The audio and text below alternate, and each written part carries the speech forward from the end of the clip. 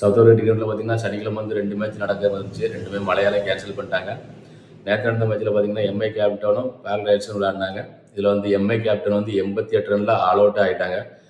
ரீஷா Hendricks தான் நல்ல performance. எவ்வளோன்னு பார்த்தீங்கன்னா ஹையஸ்ட் ஸ்கோரே 18 தான். அதான் ரீஷா ஹெண்ட்ரிக்ஸ். அப்புறம் பார்த்தீங்கன்னா நிக்கலஸ் பூரன் அவரோட விக்கெட்டை பார்த்தீங்கன்னா கையில் வரவனுக்கு ரொம்ப எஃபோர்ட் போட்டு கேட்ச் பிடிச்சிருப்பாரு. கிட்டத்தட்ட டீப் ஸ்கோர் லெவல் வரைக்கும் போயிட்டு அவர் கேட்ச் பிடிச்சிருந்தாரு. அந்த மேட்ச் பார்த்தீங்கன்னா தெரியும் வேற என்னோட எஃபோர்ட் எவ்வளோ போட்டிருந்தாருன்னு. மொத்தத்தில் எம்ஐ கேப்டன் சதைச்சது யாருன்னு பார்த்தீங்கன்னா சிக்கந்தர் ரஷா 4 விக்கெட் எடுத்திருந்தார். அப்புறம் பார்த்தீங்கன்னா பேட்மேன் 2 விக்கெட், மக்கானா 2 விக்கெட் எடுத்திருந்தார். முஜிபு 1 விக்கெட் எடுத்திருந்தார்.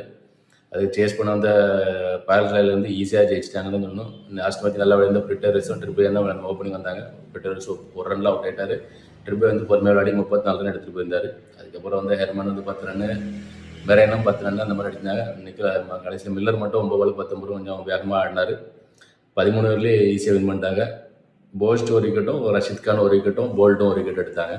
அப்புறம் இன்னொரு நல்ல விஷயம் என்னென்னு பார்த்தீங்கன்னா டேமியன் மார்டின் வந்து ஒரு வாரத்துக்கு முன்னாடி கோமாவில் இருக்கிறதா நியூஸ் வந்துச்சு.